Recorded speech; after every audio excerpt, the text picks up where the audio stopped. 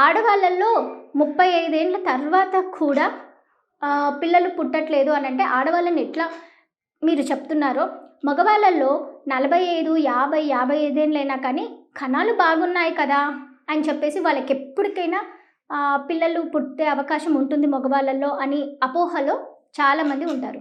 కానీ ఇప్పుడున్న సిట్యుయేషన్స్‌లో ఒకవేళ కణాలు ముందు బాగున్నా కానీ, మనం తీసుకున్న గాలి పొల్యూషను, తర్వాత నీటి పొల్యూషను, తర్వాత ఫుడ్ పొల్యూషన్ వల్ల మగవాళ్ళల్లో కూడా కణాలు తగ్గిపోయే ఛాన్సెస్ ఉన్నాయి.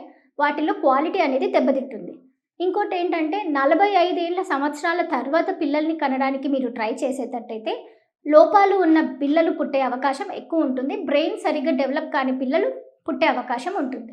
సో, ఇవన్నీ మనము అంటే సెపరేట్ చేసుకొని ట్రీట్మెంట్‌కి ముందుకు పోవాలంటే పెళ్ళైనాక ఆడవాళ్ళలో అయినా, మగవాళ్ళలో అయినా గానీ పెళ్ళైనాక 25 సంవత్సరాల లోపల పెళ్ళయింటే గనక ఒక 1 ఇయర్, 2 ఇయర్స్ అంటే సంవత్సరం, సంవత్సరంన్నర, 2 ఏండ్ల లోపల ప్రెగ్నెన్సీ అనేది నిలబడలేదు అనంటే మాత్రం ఖచ్చితంగా ట్రీట్మెంట్‌కి వెళ్ళాలి.